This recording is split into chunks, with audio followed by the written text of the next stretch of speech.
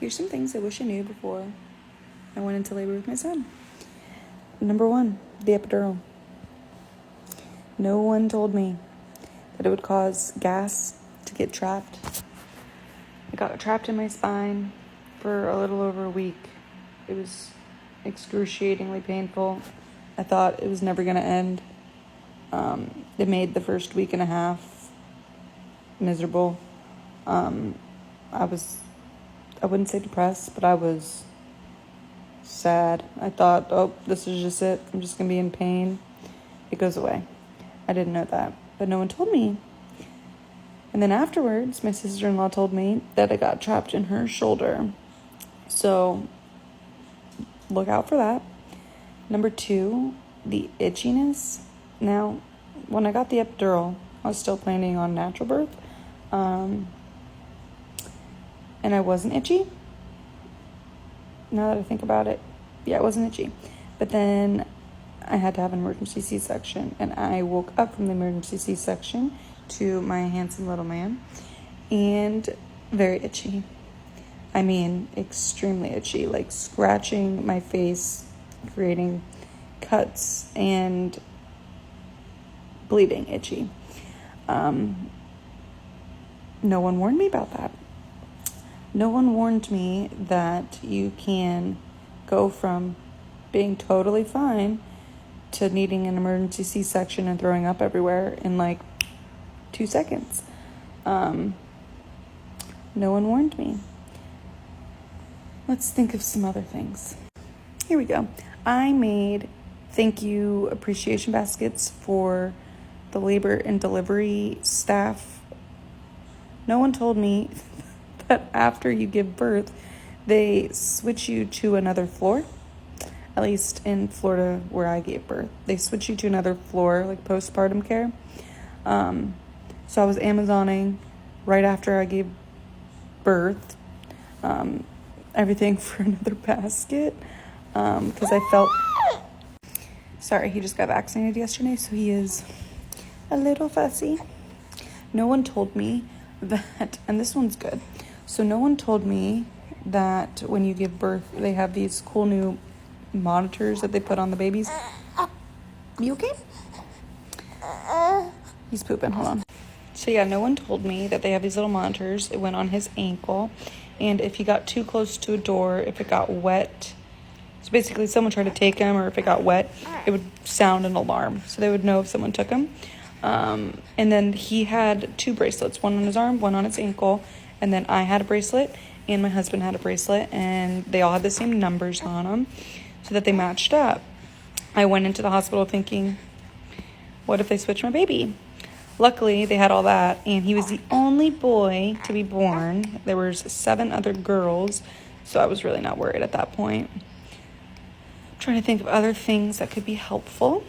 This one's not really helpful, but I wish they would have made me stay. He's smiling. I wish they would have made me stay in the hospital until I went to the bathroom. I don't know why they let me leave. That was not fun. For our next baby, I will specifically request to stay there until I have gone to the bathroom. I had to have an emergency C-section, so I don't know if that's why, but I was told by a lot of people who had babies that they had to stay at the hospital until they went to the bathroom, and they didn't do that for me, and I was bleeding out of my incision. So yeah, another thing is prepare your body to go to the bathroom. Prune juice, stool softener, pineapples, watermelon worked for me. Don't come home from the hospital after not being able to eat good food and eat tacos and nachos and hot wings. Not a good idea. Don't recommend. Really don't recommend. Yeah, so I would definitely be asking next time for that. Let's see what else. Oh, breastfeeding. Okay, so I exclusively pump because little man doesn't like my flat nipples. But it's okay. He still gets what he needs. Fed is best. Right, buddy? But yeah, breastfeeding. No one warned me that leaking would be literally soaking my shirts. I thought it was going to be a couple of drops here and there. I will wake up to my shirt being soaked, and I pump every 2 hours. I have an alarm set, so it's a lot. I don't know if I'm just an overproducer, and that's why I leak so much, but it's a lot. Also, pumping. If your baby doesn't latch and you have to exclusively pump, don't worry, it gets better. I've talked to a ton of people who quit pumping after a couple months because it's just a lot. You make a schedule. You stick to the schedule. It gets easier. Don't quit after a month or two. Just keep pushing through and see.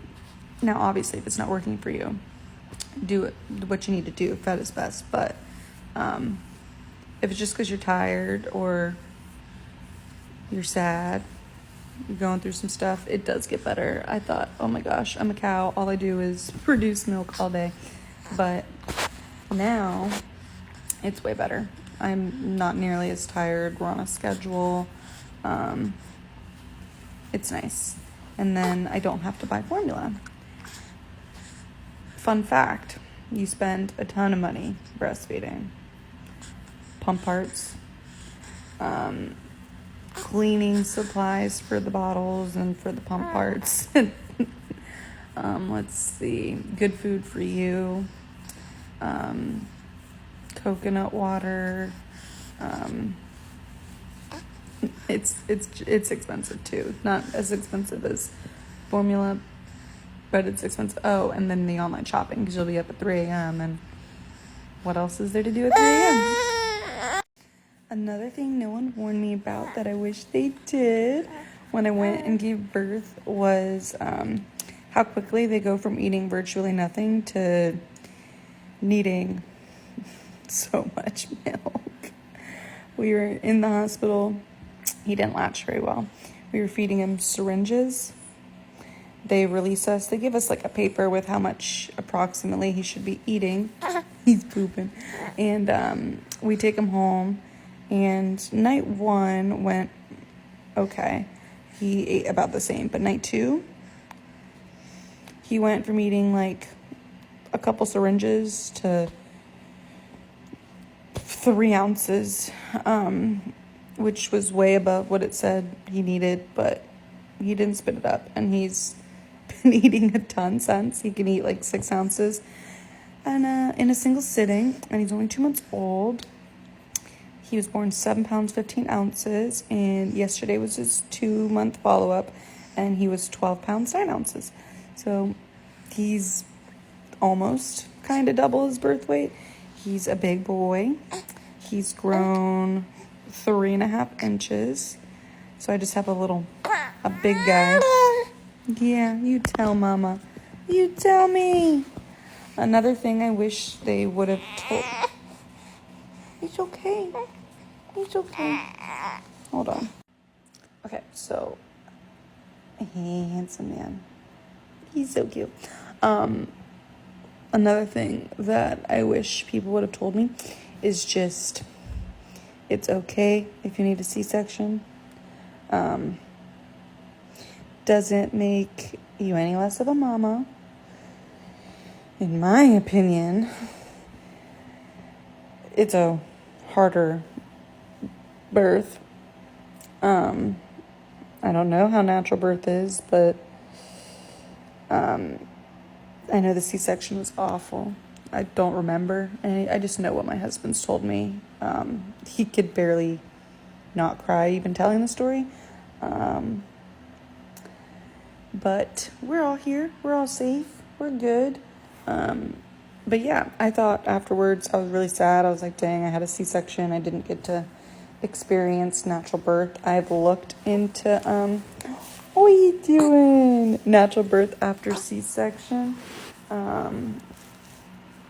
But I don't know. We'll see. But yeah, let me know if you have any questions.